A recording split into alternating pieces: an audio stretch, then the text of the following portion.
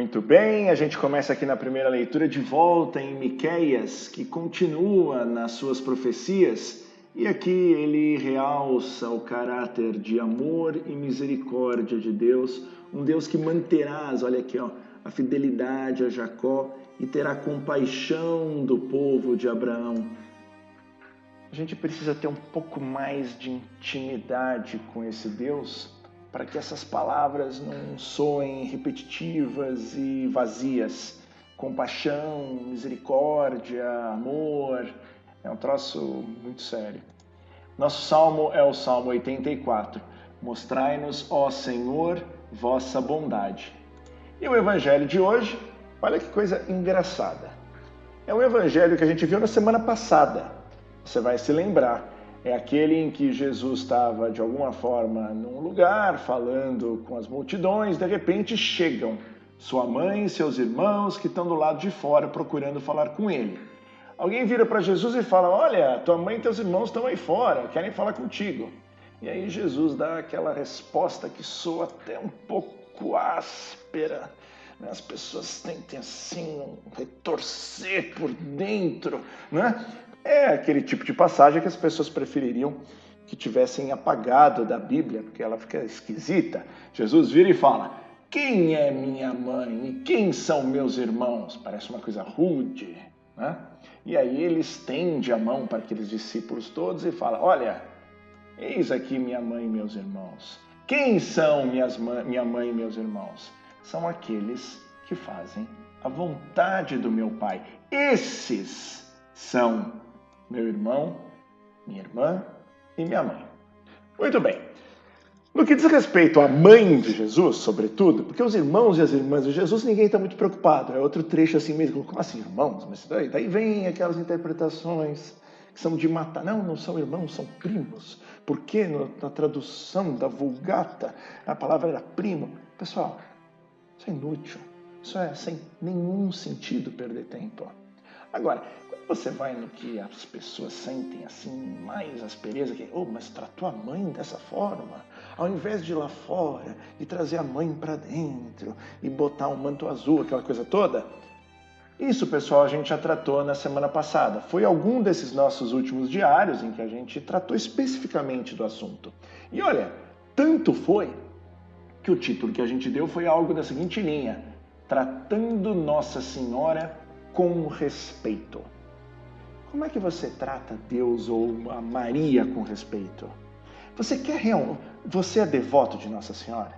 Você gosta de Nossa Senhora? Você é uma pessoa que dá valor a Nossa Senhora? Então saiba, entenda que não existe como dar valor a Nossa Senhora se não for se convertendo e se transformando. Se você não está preocupado com conversão ou não está preocupado em se transformar, não adianta ser devoto de Nossa Senhora. Aliás, é uma contradição nos próprios termos. Nossa Senhora não está satisfeito com você se você a trata com o máximo de respeito, mas nenhum respeito pela conversão e pela transformação. Não tem a menor possibilidade. Mas não é isso que eu ouço nos lugares. Eu sinto muito pelo que você ouve nos lugares. O que eu estou te dizendo é que a única forma de tratar com respeito Maria é buscando a sua conversão e a sua transformação. Não tem jeito. Mas aqui a gente tem que evoluir. A gente tem que aproveitar que esse texto foi duplicado, ele está sendo repetido. Jesus fala uma coisa aqui que é extraordinária. Quem são a mãe e os irmãos de Jesus? São aqueles que fazem a vontade de Deus. Fazem a vontade do meu Pai, fazem a vontade de Deus. Quando a gente fala de vontade, vamos lembrar, antes de mais nada, que esse não é um assunto inédito. Tanto é verdade, quando a gente reza o Pai Nosso, a gente fala, seja feita a vossa vontade. Então, a ideia de que a vontade que tem que ser feita é a de Deus, a gente já tem. Tudo bem que a gente, na maioria das vezes, reza o Pai Nosso sem nem prestar atenção no que está rezando. Mas, se você parar para olhar um pouquinho, você vai ver que uma frasezinha lá no meio é essa. Seja feita a vossa vontade. Quando Jesus vira e fala que tem que fazer a vontade de Deus, e esse que faz a vontade de Deus é a mãe, a irmã e o irmão de Jesus, isso deveria ser a coisa mais simples, mais lógica, mais coerente. O que a gente precisa aqui agora parar e muito brevemente destacar é o seguinte: quando você não faz a vontade de Deus, qual vontade você está fazendo? Se existe uma vontade que é a de Deus, toda vez que você não a faz, você está fazendo a vontade de alguma outra pessoa. De quem é essa pessoa? A resposta mais simplória mesmo, né? É a seguinte: opa, se eu não estou fazendo a vontade de Deus, eu estou fazendo a vontade do demônio. Ela não deixa de ter uma certa lógica, ela não deixa de ter uma certa verdade, mas não é necessariamente isso. Eu vou dizer por que não é.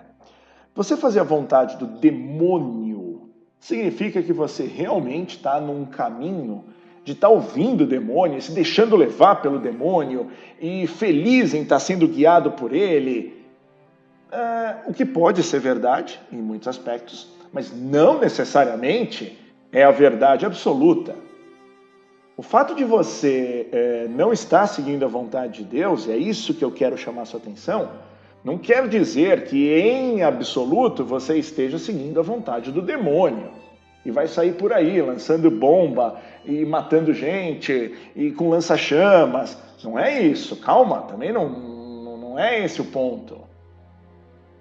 É que existe entre a vontade de Deus e a vontade do demônio uma coisa mais ou menos no meio.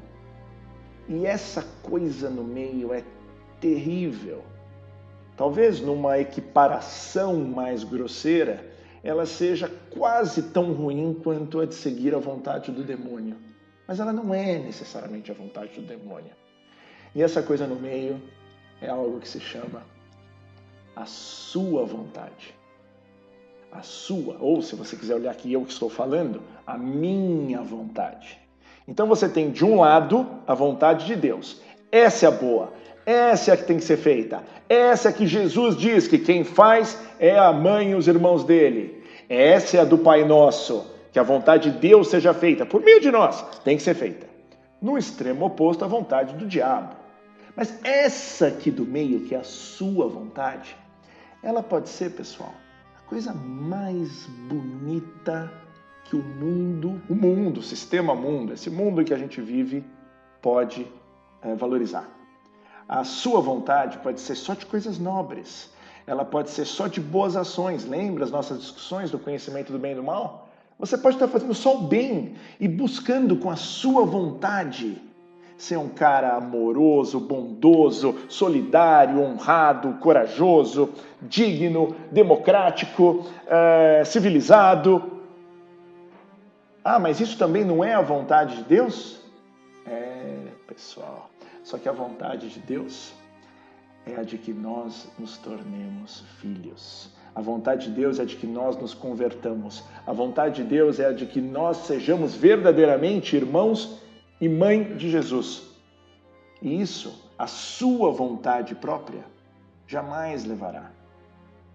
Cuidado, tá, pessoal? Cuidado.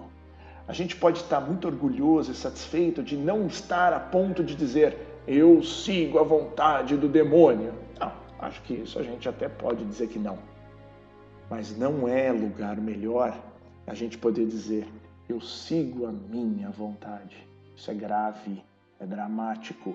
E pior, a maioria das pessoas segue a sua vontade e pede ajuda de Deus. Senhor, eu estou aqui fazendo a minha vontade, lá, e o Senhor vem me dar uma força aqui. E a pessoa reza e faz oração, 1 milhão de coisas que precisa fazer a vontade de Deus. E você deve estar se perguntando, mas afinal, o que é a vontade de Deus?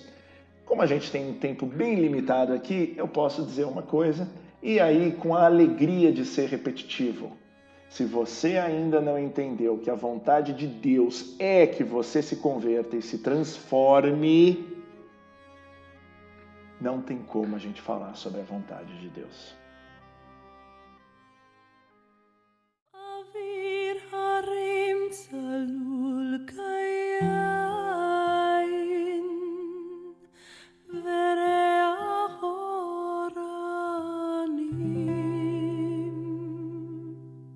מספרו אחר הבאים עם כל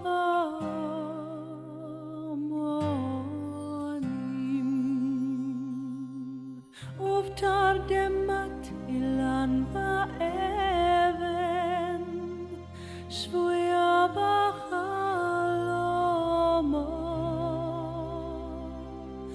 העיר אשר בדד יושבת